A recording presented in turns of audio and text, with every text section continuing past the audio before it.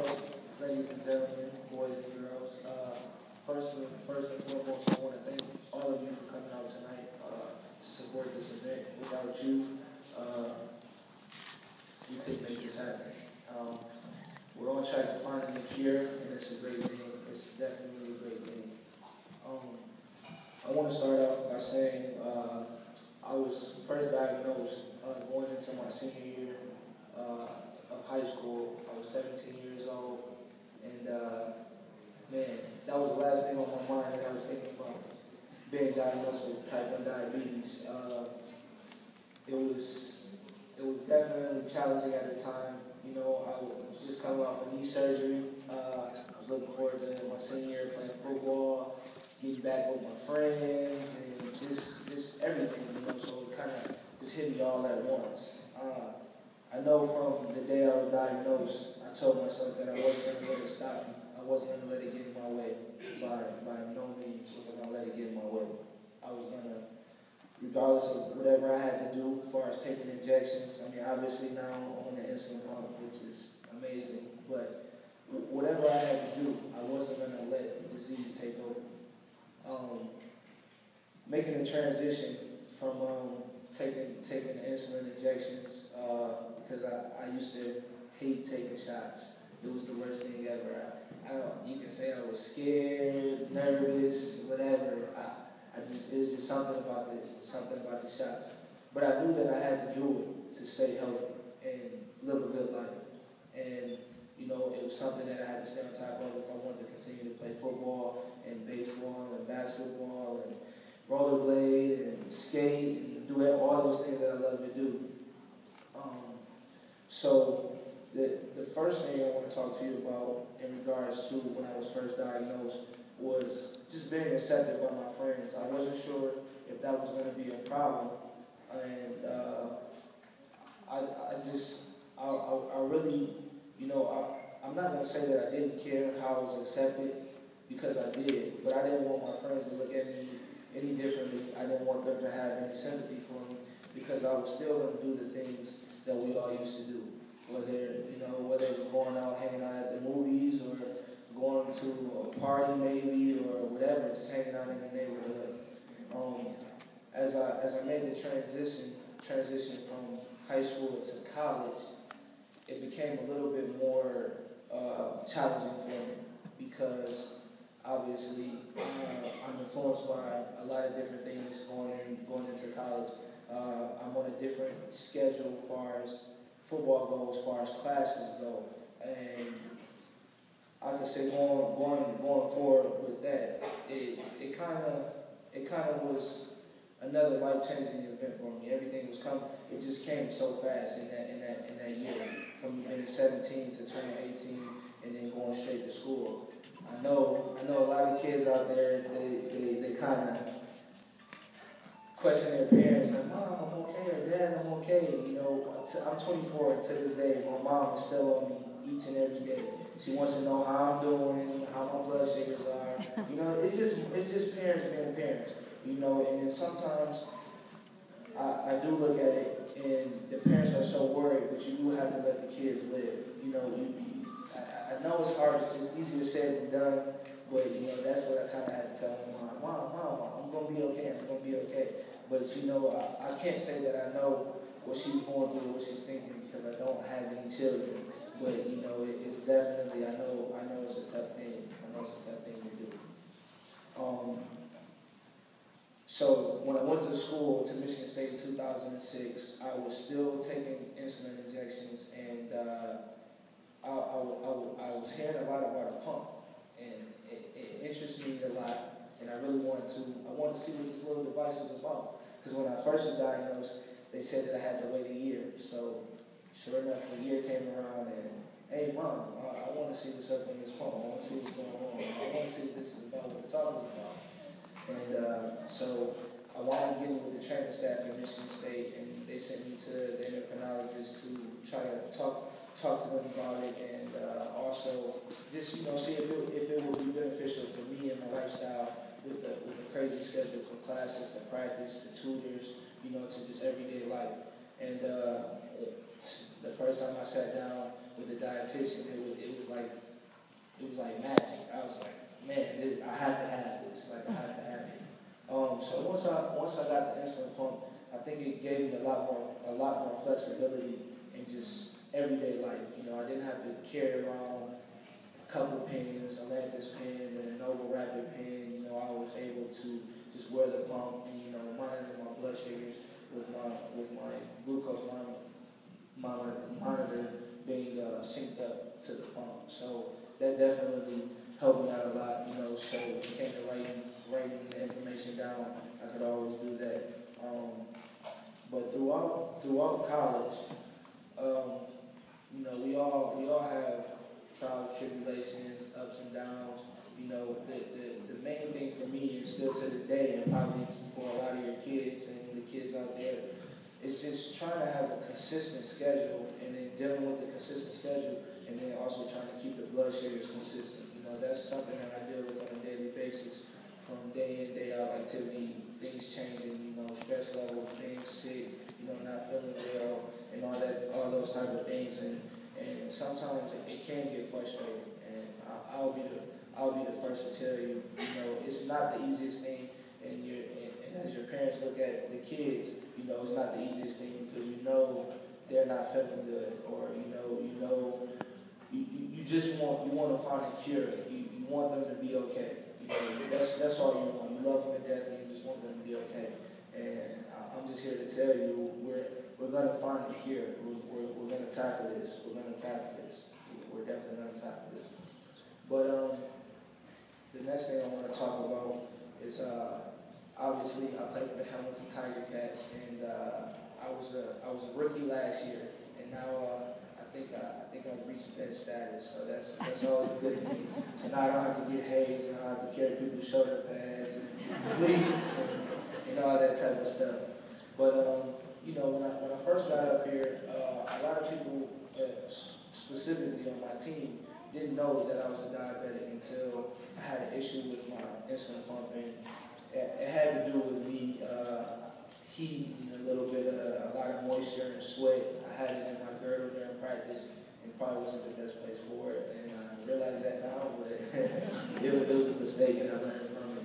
But yeah, my coach Marcel Bellafay, which is no longer with the Hamilton Tiger Cats, but he didn't even know that I was a diabetic, and you know, once he found out, it was kind of interesting, because you know, he interacted with me a little bit more, and I kind of enjoyed that, just for the simple fact it was him showing me that he cared, because I know in the industry that I'm in, it is a business, but for him to go above and beyond, you know, on a day in, day out basis to check on me and make sure that I was all right, you know, that kind of reassured me, like, man, this is home. Like Hamilton, I feel like this is home for me, you know. So it definitely made me feel good about myself. My teammates always kid with me. And, you know, they talk about my pump, you know, just in a joking manner, nothing serious. You know, like, is that a pager? Is that a cell phone? You know, I always tell them it's a new iPod. You should get it. You know, but you know, they always have questions, and, you know, and I feel like by them asking me questions, that means that they genuinely care. Because if they didn't, then they wouldn't be asking me questions. And, you know, I know a lot of you, the young ones and the teenagers, you know, you have friends that ask you, you know, why are you checking your blood sugar, or why are you doing this, or why are you doing that? But I mean, at the end of the day, you have to think about it. If they want to ask you, they really wouldn't care. So, you know, those are good friends. You know, I have friends that, well, what do I do if this happens? I was like, well, I pray to God that doesn't happen, but if it does, then you got to do this. I don't know if I can do that. And I'm like, oh, come on, man. I might need you know. So, you know, but yeah, I mean, it's all been, you know, up and down thing. You know, I learn something every day, and I think you being parents, you learn something every day from your kids as well. You know, and not just with diabetes, but just anything in general in life. You know, and I think the big thing is that you guys are the backbone to us. You know, with your support, we'll be fine. I know my mother, my brother, and my dad, and my family. With my supporting cast, I know that they have my best interest. You know, and they just want to see me see that I'm okay and that I'm healthy. And I want to make sure that all you guys are healthy. That's why I'm here talking to you tonight. And, you know, the main message that I want to get across to you guys, and especially the kids and the young teenagers, is that this disease doesn't have to stop you from doing anything that you want to do in life at all. And I mean exactly what I say. I mean anything. I mean, I'm living proof, you know. And the thing is, if you set your mind to do something, you can do it. Yeah, we deal with stuff on a day-to-day basis that normal people don't deal with. You know, it is a struggle, but life is a struggle. And if you let it take over, it will take over. And my main thing is either I'm going to let this disease control me or I'm going to control the disease. It's easier, I think, to take control of the disease and roll with it. And, you know, it's going to be obstacles that get in the way. There's going to be times you don't feel good or you don't feel like doing something, but you just got to persevere and push through. And I think that's the main thing. You know, I think that makes us stronger as individuals. So when we do have something that's not disease or diabetes related, you know, it makes it easier because it's like, man, I deal with diabetes every day. Like, this is nothing. I can do this. Like, you may have a math class that you're struggling in. You got to think, you live with diabetes every single day. And that's something that not a lot of, well, it's a lot of us that deal with it, but it's probably a lot more that don't deal with it. If we can deal with that, we can deal with anything. We can withstand anything. So if you want to be a doctor, you can be a doctor. If you want to be a lawyer, you can be a lawyer. If you want to play sport, you can play sport. You know, if you want to be a journalist, you can be a journalist. You know, this disease does not have to take over your life. And, you know, as we get closer to finding a cure, you know, we are going to tackle diabetes. And I just want to let you know, we are going to find a cure. And don't ever let anyone tell you that you cannot do something in life. And that's all I want to say. And hopefully I see the rest of you guys later.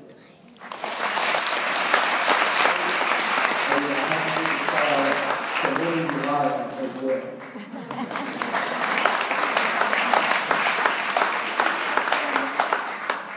We'll have a short question and answer period. Does anybody have any questions for Brandon? Any question, you can ask me whatever you want to ask me. It doesn't even have to be radically late.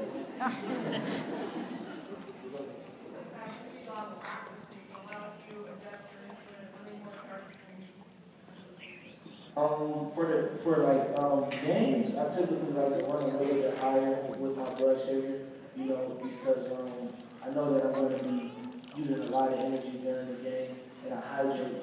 You know, if I know that I'm going to be activated that week, I mean, I hydrate a lot anyways, but I also hydrate like extremely, like a lot when I know that I'm activated for that week, just because I know I'm going to burn a lot of energy and I'm going to lose a lot of sweat. So, I mean, typically, I don't change anything as far as like basals or anything like that. But I do wear my pump during the game because my blood sugars tend to rise a little bit. I wondered, I know that type 1 diabetes is so difficult to manage when there's that altered sugar response from your liver as well.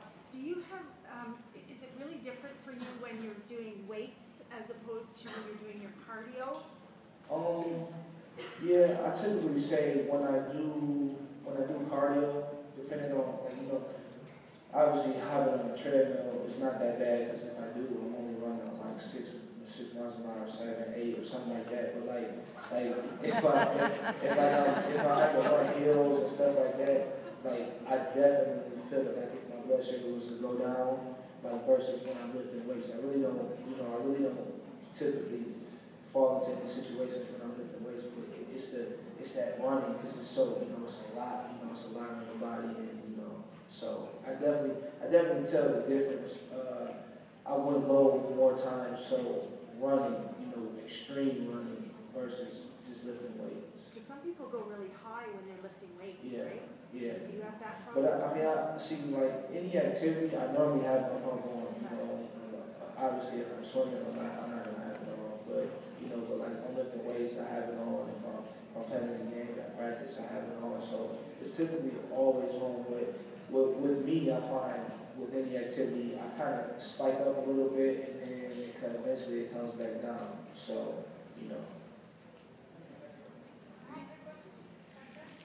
What I drink G2s. They don't have as many carbs as regular Gatorade, and I find those really help because I can still get the electrolytes in my system, but then I don't have to take as much medicine, as much insulin. But I typically drink it's called Powerade Zero. It doesn't have any carbs in it, and it's just like G2. But it's not as sweet, but I'm used to it, so it tastes fine to me.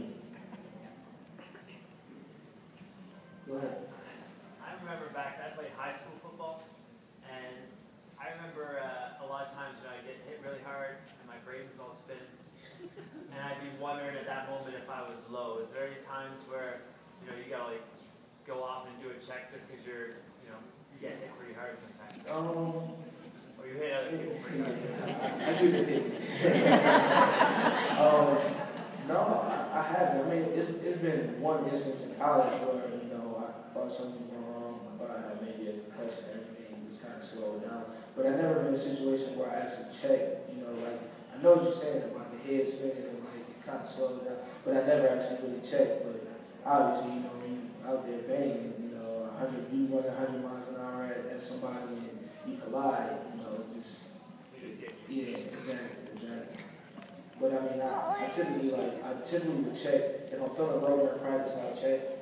But during the game, I never have an issue with running low. But I normally would check either right before I go out to warm up before the game, or when I come in from warm up, I'll check my blood sugar, and I'll check it at halftime, and then right after the game, I'll check it, and then I'll give myself half an hour after that to check it again, so to see if I need to, because it's still kind of coming down half an hour to an hour, and then I'll check it again, and if I need to make any adjustments based on that last blood sugar, then I will.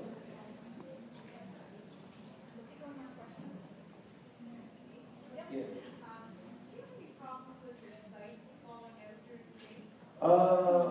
I did, but what the trainers did is we had this real sticky tape, and they put it down over it. And ever since I started using that, I really haven't had too many sight issues, as far as it coming off. But I mean, I'm out there running around 100 miles an hour diving.